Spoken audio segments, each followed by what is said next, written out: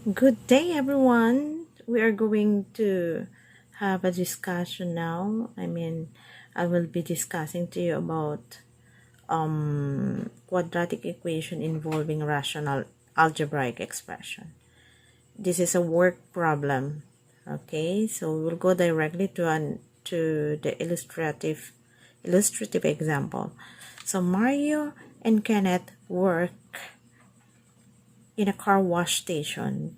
The time that Mario takes in washing a car is 20 minutes less than the time that Kenneth takes in washing the same car. So if both of them work together in washing the car, it will take them 90 minutes. How long will it take each of them to wash the car? So Mario is 20 minutes less than the time of Kenneth. So it means Kenneth is slower a little bit than Mario. Okay, slower, 20 minutes slower. So if, for example, Kenneth will take 20 minutes, 30 minutes in washing the car. Therefore, Mario will just take 10 minutes for the same car to wash. Okay, in washing the same car. So that's it. So that's how you are going to compare the time. So first, how will you represent the time Kenneth can finish washing the car alone? So we will just let that to be x. We will let that x to be the time of Kenneth can finish the washing the car alone. Okay, then next, what is the time of Mario? Mario is 20 minutes less than the time of Kenneth. So meaning, if Kenneth can do it rather in 40 minutes, Mario can just do it in 20 minutes. Okay, so that's it. Then, how will you represent the time of Kenneth and Mario to finish the car working together? So from the given, it will just take them 90 minutes. Then, how will you represent the rate of Kenneth to wash the car alone? So in one work,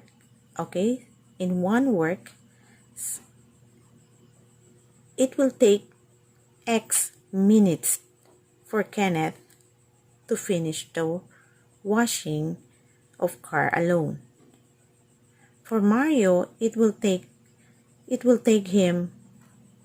one work will take him X minus 20 or 20 minutes less than the time of Kenneth.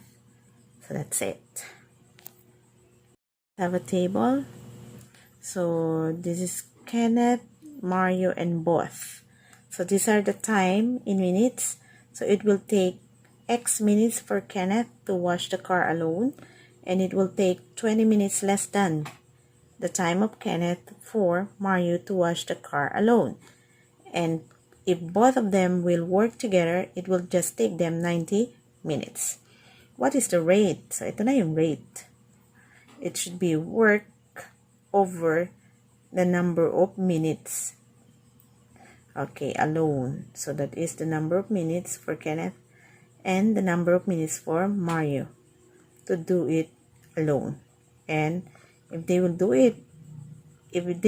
the same work together, it will take them 90 minutes. So isang work lang yon, isa. That is just washing the car. Okay, let's continue. What is being asked in the problem? How long will it take each boy, Kenneth and Mario, to finish washing the car? So, form the equation of the problem when both Kenneth and Mario will work together to finish one work. So, ito yung rate of Kenneth plus rate of Mario. Okay? So, yung rate of Kenneth plus rate of Mario, if they will work together, it will just take them in one work, it will just take them 90 minutes. Okay, so I'll show you the solution on how to solve or to transform this into quadratic equation. Continuation, we have yung rate ni Kenneth plus yung rate ni Mario. Working together, that is ang rate nilang dalawa. Okay. How are we going to solve this one? Okay. Since yung denominator nila walang common factor, okay? Walang common factor, you just end this one. What we're going to do, ganito na lang. We will just multiply. Okay, multiply natin ito by itong dalawa, pati ito. X minus 20 times 90. Both sides po maging x minus 20 and 90. Okay, ganyan po. So, ito will cancel out here. Okay, ang naiwan na lang is itong dalawa. So, x times x minus 20.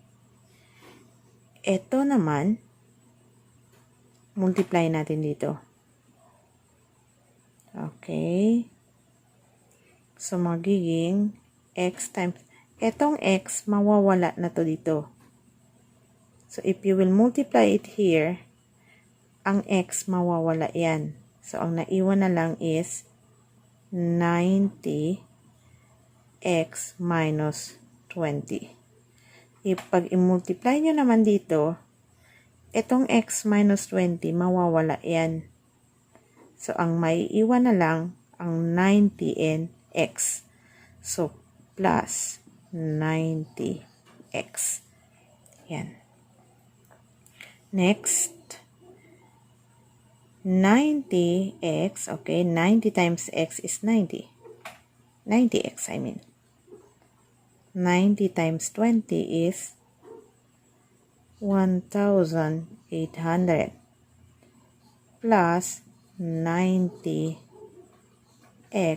equals, multiply natin, that will become x squared minus 20x. Okay, here. So, this will become 90x and 90x. That will become 1,000. I mean, 180x minus 1,800. Then, x squared minus 20x. Okay. Subtract natin para maging, okay, para mawala itong dalawa, lagyan natin ng ganito. 180x, subtract natin by 180x. Minus man ito, minus 1,800, add natin ng 1,800, equals x squared minus 20x, nag-subtract tayo ng 180x, minus din tayo dito. Minus 180x, nag-add tayo plus 1,800. So, eto ngayon, mawawala na yan. Cancel. So, maging 0 na yan. Equals x squared. Itong dalawa magiging negative 200x plus 1,800. Okay. And that is now in standard form. Standard form na yan.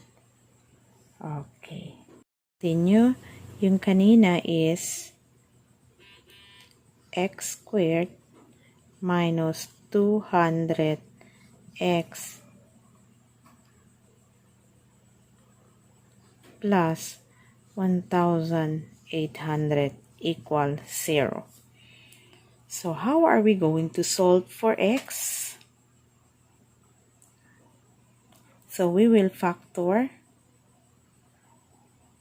You can use quadratic formula. You can use completing the square. You can use factoring. You can use extract the square root if you wanted to.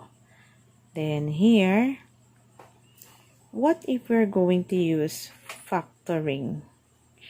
What are the factors of 1,800? That will give you 200 if you're going to add the factors. So, how are we going to find x? We'll just use completing the square. Okay? Transpose natin dito sa kabila. So, this will become x squared minus 200x equals negative 1,800. So, ganun na lang. Okay, let's continue. 1/2 of this is 100. 1/2 of this is 100. Square mo, okay? Using the completing the square, 1/2 of that is 100. Square mo, magiging 10,000. So, mag-a-add po tayo ng 10,000 both sides plus 10,000. So, this will become now, so perfect square na to. So, this will become now x minus 100 squared equals 10,000 minus this one is 7,000, 8,200. Okay. Since greater than 0 ito, so you can use extracting the square root. 100 equals positive, negative, the square root of 8,200. The square root of 8,200 is 90.55. Okay, that's the square root of 8,900. So, solving for x, you can make it like this. Separate nyo. Correct na pala. Equals 90.55. So, this will become 100 plus 90.55. So, therefore, you have x equals 190.55. That's the first one. Second one is, we will let that to be x sub 2. This will become, transpose ang 100, that will become 100 minus 90.55. Therefore, your x sub 2 is 9.45. That is your x sub 2.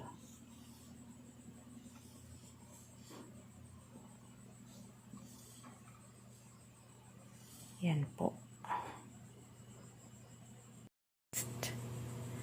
So, we have x equals 190.55 and x equals 9.45.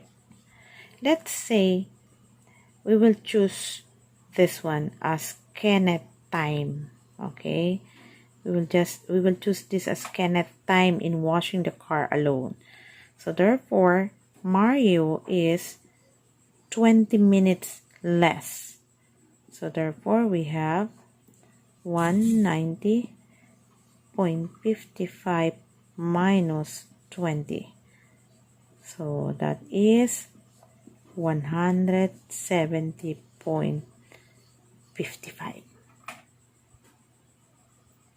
So that is the minutes, or the time rather, in minutes wherein Mario can finish washing the car alone. Okay. That is if we are going to choose 190.55.